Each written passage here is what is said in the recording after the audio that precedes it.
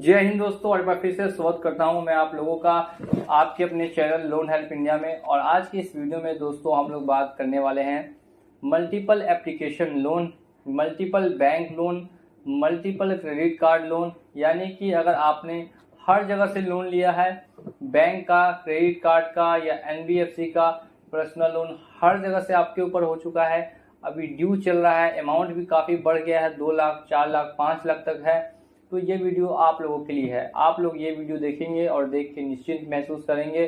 अगर आपके ऊपर कुछ ज़्यादा प्रेशर है तो वो प्रेशर मैं कम करने की कोशिश करूंगा इस वीडियो के माध्यम से। तो सिर्फ और सिर्फ आपको ये वीडियो पूरे इंटरेस्ट के साथ लास्ट तक वॉच करना है। और साथ ही में अगर आप लोग हमारे चैनल पे नए हैं तो चैनल को सब्सक्राइब करके बेल आइकन को प्रेस कर दे। आप लोगों को मैं हमेशा ही इसी तरीके की वीडियोस लेकर आता हूं, तो आप हमेशा वीडियोस चेकआउट करें ताकि आपको इन्फॉर्मेशन मिलती रहे। हम लोग बात करते हैं मल्टीपल लोन्स के बारे में। आखिर मल्टीपल लोन्स कब हो जाते हैं और कैसे हो जाते हैं, ध्यान से सुनिएगा। सबसे पहले तो हमेशा ध्यान रखें कि अगर आपके पास पहले से पैसे उपलब्ध हैं तो किसी के कहने पर या किसी कंपनी के ऑफर आने पर आप कभी भी उससे लोन ना लें, क्योंकि लोन जो है वो दोस्तों देखते देखते काफ़ी बढ़ जाता है। और मल्टीपल लोन्स इस तरीके से होते हैं, मैं अपना आपको एक एग्जांपल सेट करके दिखा रहा हूं ताकि आपको समझ में ज़्यादा आ सके। लाख रुपए का लोन था किसी क्रेडिट से, या मैंने किसी क्रेडिट कार्ड को यूज़ करके लिया या फिर बैंक से लिया 1 लाख का लोन। अब वो जमा करने के लिए मैंने कहीं और से 1.5 लाख रुपए का लोन ले लिया, इंटरेस्ट के साथ जमा करना था। अब उसको जमा करने के लिए मैंने 1.5 लाख का लोन लिया, फिर 1.5 लाख के लोन को जमा करने के लिए 2 लाख का लोन ले लिया। अब 2 लाख का लोन जमा करने के लिए 4-5 जगह से फिर लोन ले लिया ताकि वो 2 लाख जमा कर सकूं। तो ऐसे करके काफ़ी लोगों का लोन होता है और मैंने ये खुद एक्सपीरियंस किया है और 2 साल मैंने लगातार इस चीज़ पे काम भी किया। तो मुझे अब पूरी तरीके से पता चल गया कि लोग ज़्यादातर इसी चक्कर में फंसते हैं और फंस के अपने ऊपर मल्टीपल लोन्स क्रिएट कर लेते हैं। लेकिन ये सिर्फ एक कंडीशन है। और दूसरी कंडीशन आती है फाइनेंशियल क्राइसिस, यानी कि जब पैसों की काफ़ी ज़्यादा ज़रूरत पड़ती है तब लोग मल्टीपल एप्लीकेशन से लोन उठा लेते हैं। उस समय उनको लगता है कि वो फ्यूचर में पेमेंट कर देंगे, लेकिन फ्यूचर में कोई ऐसी अप्रिय घटना हो जाती है जिस वजह से वो पेमेंट सभी का नहीं कर पाते। अगर ईएमआई भरते भी हैं तो बस 2 की ही भर सकते हैं, बाकी 5 की नहीं भर सकते। अगर 7 जगह से लोन लिया है तो 3 जगह की भर सकते हैं, 4 जगह की नहीं भर सकते। तो ऐसा काफ़ी जगह मुझे देखने के लिए मिला है। तो ऐसे केसेस में लोगों को हमेशा से डाउट रहते हैं कि क्या सही तरीका होगा पेमेंट करने का, क्या पेमेंट कैसे करेंगे। तो इस चीज़ पर मैं काफ़ी वीडियोस पहले भी ला चुका हूं और ये वीडियो भी होगी, तो ध्यान से मेरी बातों को सुनते रहिएगा। मैंने अपना एग्जांपल सेट किया था, मैंने 1 लाख का लोन लिया, अब मैंने 5 लाख का वो लोन हो गया। 1 लाख के लोन को जमा करने के लिए 2 साल के बाद वो लोन अब 5 लाख रुपीज़ का हो गया। अब 5 लाख रुपये का जो दोस्तों मेरे ऊपर अभी लोन है वो मैंने 7 जगह से लिया है और मेरी अभी सैलरी मात्र 20,000 है और लोन है मेरे ऊपर 5 लाख रुपये का जो मैंने 7 जगह से लिया है। अब 20,000 में से कितना भी मैं कोशिश करूंगा तो 10,000 ही ईएमआई भर सकता हूं।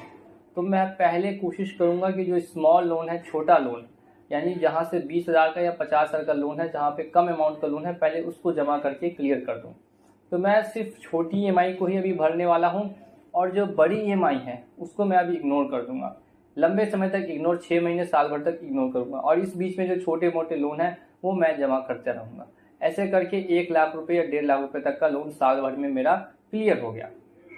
अब 1 साल के बाद बाकी जो 4 लाख है उसका मुझे अब सेटलमेंट करना होगा, क्योंकि मेरी सैलरी इतनी नहीं है कि मैं सभी का फुल पेमेंट कर सकूं और कोई भी बैंक आपको 5-10 साल का समय नहीं दे सकता, या मुझे ही 5-10 साल का समय नहीं दे सकता।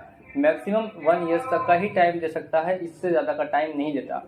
तो अब जो बाकी के 4 लाख रुपए बचे उसका मुझे अब एट लास्ट सेटलमेंट करना ही पड़ेगा और कोई दूसरा तरीका नहीं है लोन को क्लोज करने का। इस बीच में कॉल्स आएंगी तो कॉल्स को इग्नोर बिल्कुल ही कर सकते हैं। नोटिस आएंगे तो नोटिस में सिर्फ ध्यान रखना है कि कहीं पर भी नोटिस में केस नंबर मेंशन किया हुआ ना मिले। 99% जो नोटिस आपके पास आते हैं वो फेक नोटिस होते हैं, नकली नोटिस होते हैं। वो सिर्फ और सिर्फ आपको रिमाइंडर देने के लिए होते हैं कि जो आपका ड्यू है वो आप जल्द से जल्द वापस पेमेंट कर दें। अब देखिए यहाँ पर हुआ क्या कि 5 लाख का लोन हो चुका था, जिसमें से 1 लाख का मैंने 1 साल में जमा कर दिया, बाकी अभी मेरे ऊपर 4 लाख रुपए का लोन बचा है। तो अब मैं इसको कैसे ख़त्म करूँगा? तो अब जहाँ से मेरा बड़ा लोन है, जैसे कि एक जगह क्रेडिट कार्ड से मैंने 2 लाख का लोन लिया, तो अब मैं उस 2 लाख के लोन को नेक्स्ट 50,000 में सेटलमेंट करने की कोशिश करूंगा, यानी 25% पे 25 से 30% में लोन को सेटलमेंट किया जा सकता है पर्सनल लोन को। लेकिन ध्यान रखिएगा, इससे आपके सिविल पे फर्क पड़ेगा। लेकिन मेरे पास अब दूसरा कोई रास्ता बचा भी नहीं है, तो अब सिविल बचा के भी कोई फायदा नहीं है, सिर्फ और सिर्फ इस दलदल से बाहर निकलना है। तो मेनली मैंने क्या किया कि जहां से 2 लाख का लोन लिया था वहां मैंने अब 50,000 में सेटलमेंट कर दिया 3-4 महीनों में। अब ऐसे करके मेरा 3 लाख रुपए दोस्तों क्लियर हो गया। अब फिर से 2 लाख रुपए और बचा, तो फिर 3-4 महीने में फिर से मैं 50,000 रुपये जमा करूंगा और उस 2 लाख का फिर से सेटलमेंट करा दूंगा। अब ऐसे करके मेरा जो 5 लाख का लोन था उसमें से मैंने 4 लाख रुपए का सेटलमेंट करवा दिया और 1 लाख रुपए तो जो था उसको मैंने टोटल जमा कर दिया। अगर आप चाहें तो पांचों के 5 लाख रुपए को आप सेटलमेंट करवा सकते हैं। 25% पे आप जोड़ लेंगे तो 1,25,000 रुपये दोस्तों बनेंगे। तो इतने पे आप सेटलमेंट टोटल अमाउंट को भी करवा सकते हैं, यहाँ से कोई भी दिक्कत वाली बात नहीं है। लेकिन ध्यान रखना है, इससे मेरा जो सिविल है वो अब इतना ज़्यादा लो हो गया कि अब मैं फ्यूचर में लोन नहीं ले सकता, कहीं से भी पर्सनल लोन नहीं ले सकता, अपने ऊपर नहीं ले सकता। बाकी अगर फैमिली मेंबर्स हैं या घर में कोई और है तो उसके ऊपर भी मिल सकता है, लेकिन मेरे ऊपर नहीं मिल सकता। ये बस मैंने आपको एक आइडिया प्रोवाइड किया है जो आप लोग समझ गए होंगे।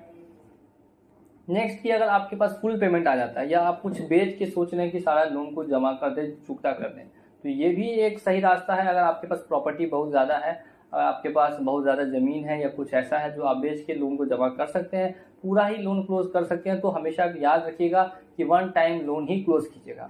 ईएमआई मत भरिएगा, क्योंकि ईएमआई भरने में क्या होता है कभी कभी फिर दिक्कत आती है। तो अगर आप एक भी ईएमआई मिस करेंगे तो फिर आपको वही पड़ जाएगा उतना, वो लोग चार्जेस और फिर ऐड कर देंगे, पेनल्टी ऐड कर देंगे। इसीलिए हमेशा 1 टाइम में ही आप लोन को फुल पेमेंट करके भी क्लोज करा सकते हैं। कंपनी से बात कीजिएगा, कंपनी को समझाइएगा कि ऐसे ऐसे मुझे फुल पेमेंट करना है, तो वो आपको प्रोवाइड करेंगी और उसके बाद आपको एनओसी मिल जाएगा। आप लोन उनका पूरा का पूरा जमा करके एक बार में ही क्लियर करने की कोशिश करेंगे। धीरे धीरे करके अगर ईएमआई जमा करते रहेंगे तो ध्यान रखिएगा कि अगर ईएमआई मिस होती है तो वो पेनल्टी चार्जेस लगा के फिर से आपका लोन उतना ही कर देंगे जितना आपने लिया था। और ऐसा हर जगह दोस्तों देखने के लिए मिलता है, क्योंकि लोन को हर कोई दोस्तों हैंडल नहीं कर पाता। और इसको सबसे ज़्यादा दिक्कत तो तब होती है जब लोग बिना सोचे समझे ही लोन उठाते हैं, खासकर शेयर मार्केट में पैसा लगाने के लिए, बेटिंग ऐप पे पैसा लगाने के लिए। तो ऐसी चीज़ों में कभी भी दोस्त आप लोग पैसा ना लगाएं, नहीं तो आपको पैसा जो है वो डूबेगा ही डूबेगा। साथ में जो आपकी मेंटल कंडीशन है वो भी ख़राब होगी, क्योंकि ये लोन वाले काफ़ी लोगों को परेशान करते हैं, काफ़ी लोगों को तंग करते हैं। और उससे कैसे बचना है वो मेरे वीडियोज़ में आपको मिलेगा, जो आप जाके चेकआउट कर सकते हैं। अब मैंने यहाँ तक आपको समझा दिया। अब नेक्स्ट हम लोग दोस्तों बात करते हैं कि क्या करती हैं ये कंपनियाँ। ये कंपनियाँ क्या करती हैं कि क्रेडिट कार्ड हो या पर्सनल बैंक से आपने लोन लिया हो या फिर एनबीएफसी से लोन लिया हो या एप्लीकेशन से लोन लिया हो, तो ध्यान रखिएगा ये कंपनियाँ टारगेट करती है रिकवरी एजेंट्स के थ्रू, आपको नोटिस के थ्रू आपको परेशान करेंगी, आपको तंग करने की कोशिश करेंगी। लेकिन आपको बिल्कुल भी डरना यहाँ पे नहीं है, क्योंकि आपको मालूम होना चाहिए कि ना ही आपके ऊपर कभी भी कोई एफआईआर रजिस्टर की जा सकती है, ना ही आपको कभी जेल हो सकता है। ऐसी कोई भी अप्रिय घटना आपके साथ नहीं घट सकती। सिर्फ ध्यान इस चीज़ का रखना है कि आपको टाइमली करके किसी तरीके से लोन को पूरी तरीके से क्लोज करवाने की कोशिश करनी है, अगर आपके लिए पॉसिबल होता है तब। नहीं भी पॉसिबल है तो भी दिक्कत वाली बात नहीं है, उसमें भी अदर ऑप्शंस आते हैं। रिटर्न ऑफ का भी एक ऑप्शन आता है जिसमें कि आपके लोन को बैंक वाले अपने खाते से हटा देते हैं, आपसे फिर दोबारा नहीं मांगते हैं, लेकिन जो आपका सिविल है उसमें आपको डिफॉल्टर घोषित कर देते हैं। ऐसा भी होता है ये, और काफ़ी लोगों के साथ ऐसा हो भी चुका है। और ये होता है 2-2.5 साल बाद, जब 2-2.5 साल आप लोन का पेमेंट नहीं करेंगे तब। लेकिन ज़रूरी नहीं है कि वो एनपीए की रिकवरी नहीं करे, बैंक वाले एनपीए की भी रिकवरी करते हैं और कोशिश करते हैं वो पैसा भी उनको वापस मिले। तो सभी कंडीशंस पे हम लोगों ने आज के इस वीडियो में बात करी, और ये वीडियो भी ज़्यादा लंबा ना हो, इसीलिए मैं इस वीडियो को यहीं पर एंड कर दूंगा। और मैं उम्मीद करता हूं कि आप लोगों को समझ में आया होगा, और आप लोग ज़्यादा डरिए नहीं, बस मुझे फॉलो करते रहिए। मैं आपको टिप्स एंड ट्रिक्स हमेशा देता रहूँगा, इन्फॉर्मेशन और नॉलेज जो भी है वो शेयर करता रहूँगा आप लोगों के साथ। बस आप लोगों का इसी तरीके से सपोर्ट चाहिए और कुछ भी नहीं। चलिए चलता हूँ मैं आज के इस वीडियो में, और मिलूंगा आप लोगों से अगली वीडियो में बहुत जल्द। जय हिंद, जय भारत।